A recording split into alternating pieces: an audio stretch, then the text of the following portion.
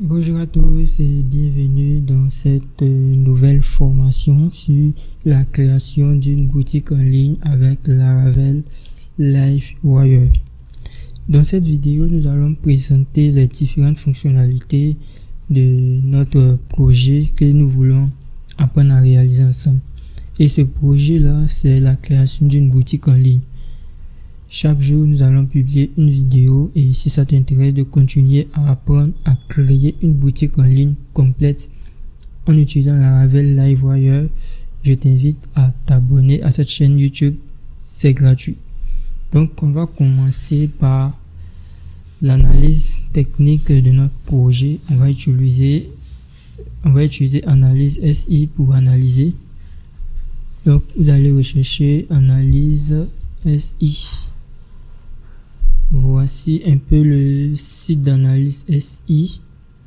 Voilà je vais cliquer pour aller directement sur le lien officiel. Donc, Analyse SI est un logiciel qui a été développé en Java qui permet de représenter les relations modèles d'une application en utilisant la méthode Merise. Déjà, ça a été créé avec Java. Donc, lorsque vous allez télécharger le logiciel, vous allez cliquer ici. Moi, j'ai déjà installé le logiciel. Vous aurez besoin d'avoir Java sur votre machine. Et si vous n'avez pas Java sur votre machine, vous allez ouvrir votre moteur de recherche. Vous allez chercher Java. Ou bien vous allez chercher Java JRE. JRE pour Java Runtime Environnement. Donc, vous allez venir sur le site et vous allez télécharger Java. Moi, j'ai déjà téléchargé Java, donc je peux lancer le logiciel Analyse SI. C'est à travers Analyse SI que nous allons voir comment est-ce que nous allons définir nos différentes entités qui vont nous permettre de développer notre projet. Donc, on va aller sur Entité, MCD. Ensuite, on va cliquer sur cette icône d'entité là. Je clique dessus. Ensuite, je clique sur l'interface. Ensuite, je vais cliquer sur le curseur. Et là, je vais double-cliquer sur l'entité. Comme ça, je vais renommer l'entité. Donc, dans notre projet, on aura besoin d'un produit. Donc, nous allons représenter les produits. Et chaque produit peut-être a un identifiant. Donc, ID produit. ID produit. Chaque produit doit avoir un identifiant. Chaque produit a un nom. Nom produit. Et le nom du produit, c'est un texte de type, on va prendre Vacha. Voilà, on va prendre Vacha. Ensuite, chaque produit a une description. Chaque produit aura une description qui sera un long texte. Chaque produit a un prix unitaire. Donc, prix unitaire. Le prix unitaire, on va prendre un décimal. Donc, prix underscore U pour prix unitaire. Et puis, un prix d'achat. Prix underscore A pour prix d'achat. Voilà, donc une quantité. QTE. Une quantité, la quantité, on va prendre entier. On va dire que la quantité, c'est un entier. Ensuite, chaque produit doit avoir au moins une image mise en avant. Image vedette. Et l'image vedette, on va prendre un long texte. Voilà, parce qu'on va juste stocker l'URL de l'image. Qu'est-ce qui nous manque? On a le nom du produit, on a l'identifiant, le nom, le prix unitaire du produit, le prix d'achat. Et puis, est-ce qu'il faut mettre le prix promo? Non, on va pas mettre de prix promo. On va juste créer des réductions. Ensuite, je sélectionne, je fais Shift, je sélectionne le dernier et je rajoute. Je clique ici pour envoyer juste ici. Quand je fais, voilà l'entité produit que je viens de créer. Voilà. Donc on a un produit qui est notre entité principale. Maintenant, vu qu'il s'agit d'une boutique, il faut un vendeur et un acheteur. Donc on va prendre une deuxième entité et nous allons appeler cette entité-là vendeur. Ensuite, on aura l'identifiant, mais pour le vendeur, je propose que ça soit un utilisateur. Donc on va l'appeler user ID user. Voilà. On suppose que le vendeur c'est un utilisateur, le client c'est un utilisateur, mais il a chacun son rôle. Donc on aura le nom du client de type Vachar, son prénom de type Vachar, l'adresse mail, c'est avec l'adresse mail que le client pourra se connecter, et le password, on va prendre Vachar.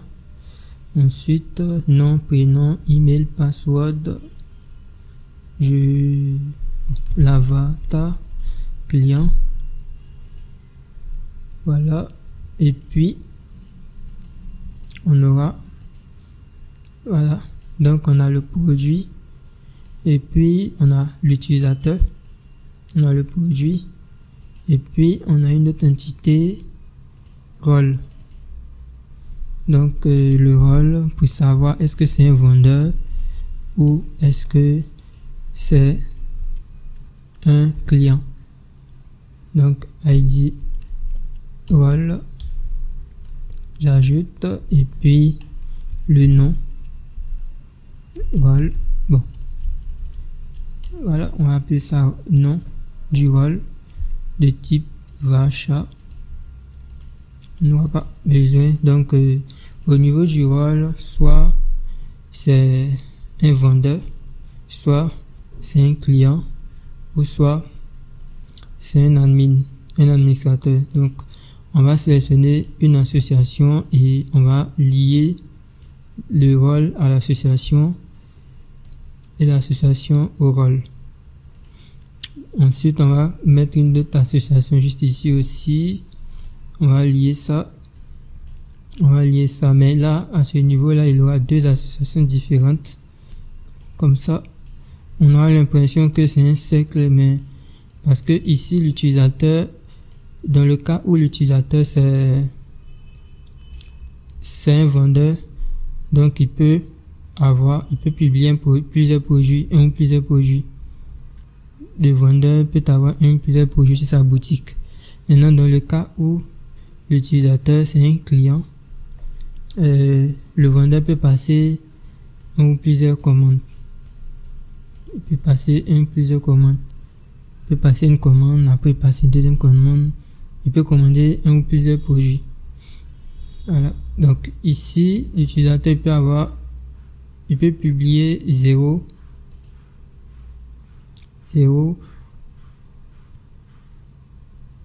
Maintenant, un produit est publié par un seul utilisateur.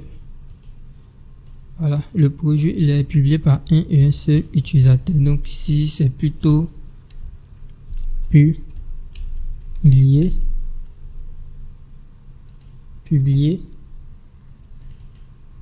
Et puis là, c'est commandé. Donc, on aura besoin de la date de commande.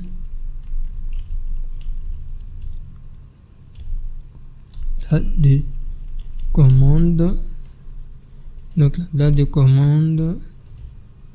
Ensuite, on aura besoin de quoi? Moyen de paiement.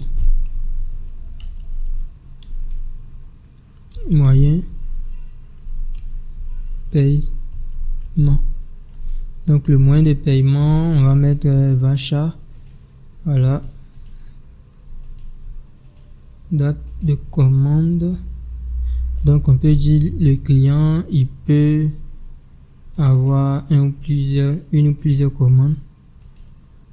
Voilà. Le client qui est un utilisateur, il peut avoir une ou plusieurs commandes. peut passer une ou plusieurs commandes. Ou ici, il peut publier un ou plusieurs produits.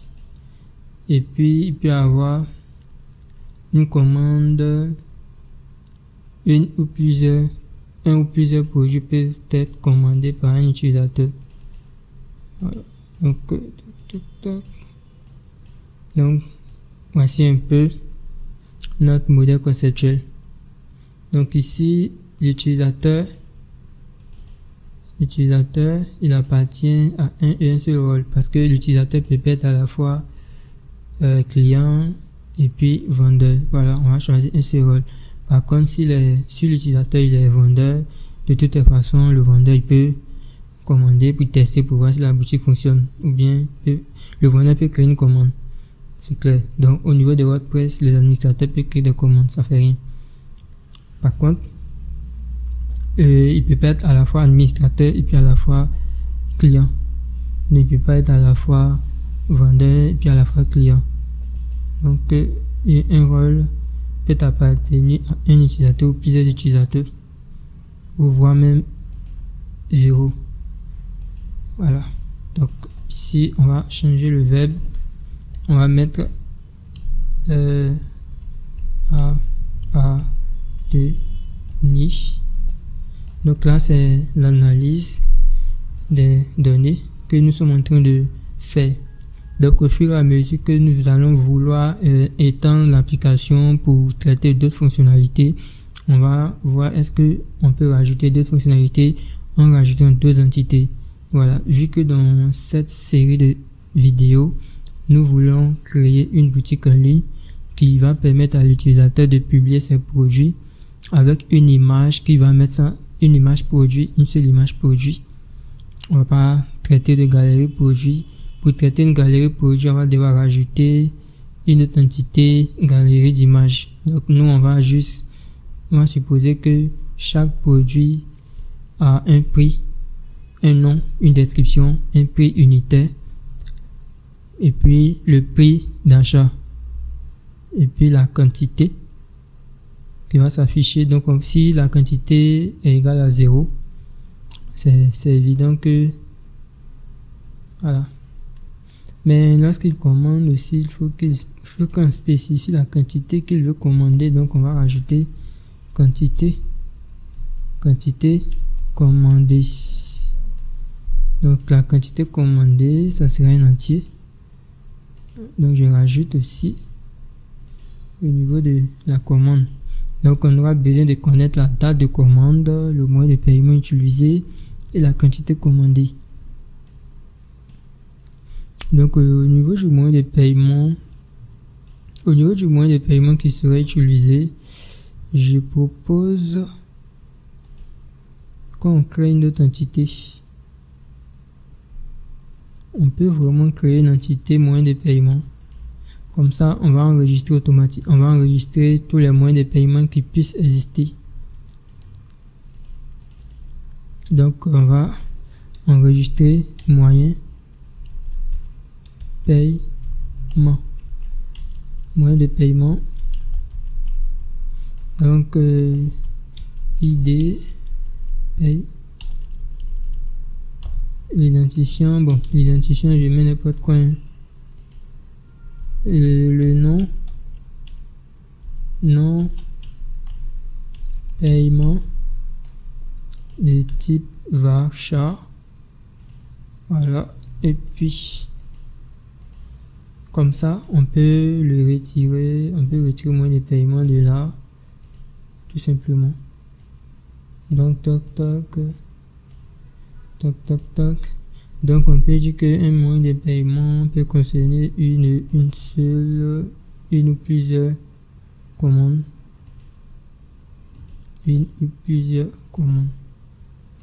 Donc là, au niveau de la commande, on aura l'identifiant du produit, l'identifiant de l'utilisateur qui a passé sa commande, et puis l'identifiant du moyen de paiement qui a été sélectionné.